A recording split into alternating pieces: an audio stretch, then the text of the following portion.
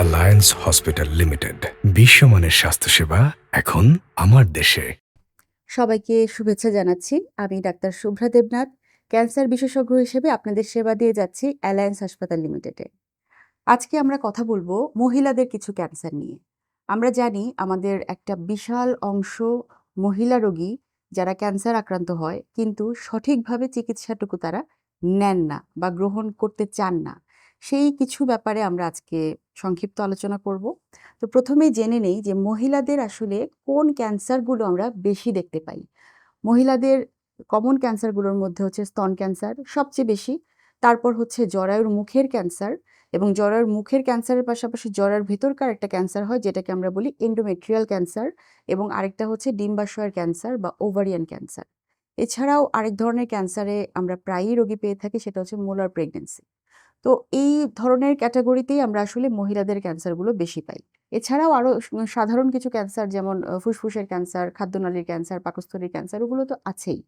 কিন্তু মহিলাদের স্পেসিফিক মহিলা যে অঙ্গ-প্রত্যঙ্গগুলো সেখানে যে ক্যান্সারগুলো হয়, সেই জায়গাগুলোতে আমাদের মহিলাদের অনগ্রসরতা বা পিছিয়ে পড়ার একটা প্রবণতা আমরা দেখতে পাই। তারা একটা সামাজিক ট্যাবুর কারণে তারা সেই ব্যাপারগুলো আড়াল করে রাখে। যার কারণে হয় কি, তারা দীর্ঘদিন ধরে রোগটাকে ভেতরে পুষতে তারা আসলে সময় মতো ডাক্তারের কাছে আসতে পারেন না। তো একটা সময় যখন দীর্ঘদিন সে রোগটাকে পুষে রাখছে, রোগটা কিন্তু তার ভেতরে ছড়িয়ে পড়ছে। দেখা যাচ্ছে খুব আর্লি স্টেজে যদি রোগীটা আমার কাছে আসতো, তাহলে আমি তাকে হয়তো 90% ভালো করে ফেলতে পারতাম। বা দেখা যাচ্ছে যে সে রোগীটা হয়তো পুরোপুরি সুস্থ হয়ে যেতে পারত। কিন্তু তিনি যখন আমার কাছে ২ বছর বা ৩ বছর রোগটাকে গোপন করে রাখার পরে আসছেন, তখন কিন্তু রোগটা দেখা যায় স্টেজ 3 বা স্টেজ 4 এ পৌঁছে যাচ্ছে।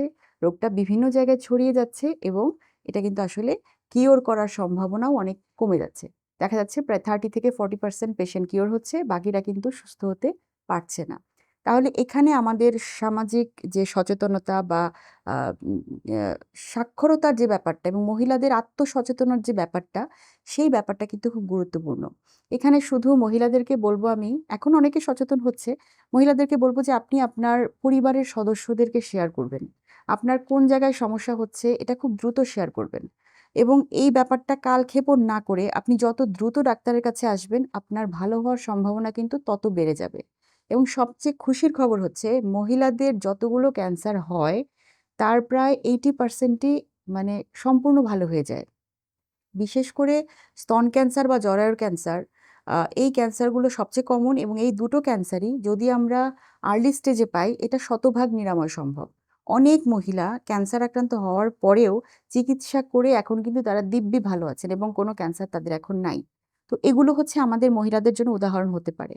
তো সামাজিক লজ্জা, সামাজিক লোকলজ্জার ভয় এবং আপনাকে সমাজ থেকে আইসোলেট করে দেওয়া হবে, এবং আপনি পরিবারের সবচেয়ে গুরুত্বহীন মানুষটি, এই জায়গাটা থেকে বের হয়ে আসুন। আপনি পরিবারের সবচেয়ে গুরুত্বপূর্ণ মানুষ। প্রতিটা মানুষ গুরুত্বপূর্ণ। আপনি যেমন সবার জন্য করছেন এবং সবাই আপনাকে অবশ্যই গুরুত্ব দিবে যদি আপনি নিজেকে গুরুত্ব দেন। সো আপনার যে নিজস্ব সমস্যাগুলো, শারীরিক সমস্যাগুলো ফেস করার সঙ্গে আপনি একজন চিকিৎসকের পরামর্শ নিন এবং পরবর্তীতে কি করতে হবে সেইটুকু সম্বন্ধে আপনি জ্ঞান অর্জন করুন। আপনার পরিবারের সবাইকে নিয়ে আপনি চিকিৎসাটা করুন, এবং পরিবারের অন্যান্য সদস্য, বিশেষ করে হাসব্যান্ড এবং ছেলে-মেয়ে যারা থাকে, আত্মীয়স্বজন, তাদেরও দায়িত্ব একটা মহিলাকে মানসিকভাবে সাপোর্ট দিয়ে তার চিকিৎসাটা যেন সঠিকভাবে সম্পন্ন হয়, সেই দায়িত্বটুকু নেওয়া। তার পাশে থেকে তাকে মানসিকভাবে সেই সাহসটা দেওয়া যে, "আমরা তোমার পাশে আছি, তুমি চিকিৎসাটা করো, তুমি সুস্থ হয়ে যাবে।" শুধু এই জায়গাগুলোতে যদি আমরা ওভারকাম করতে পারি, তাহলে কিন্তু আমাদের দেশে ক্যান্সার চিকিৎসার যে সফলতার হার, সেটা অনেকখানি বেড়ে যাবে, এবং পৃথিবীর অন্যান্য যেকোনো দেশের তুলনায় আমাদের দেশে ক্যান্সার চিকিৎসার খরচ অনেক কম। সেটা হয়তো অন্যান্য চিকিৎসার তুলনায় আমাদের দেশে ক্যান্সার চিকিৎসার খরচটা বেশি, এটা ব্যয়সাধ্য।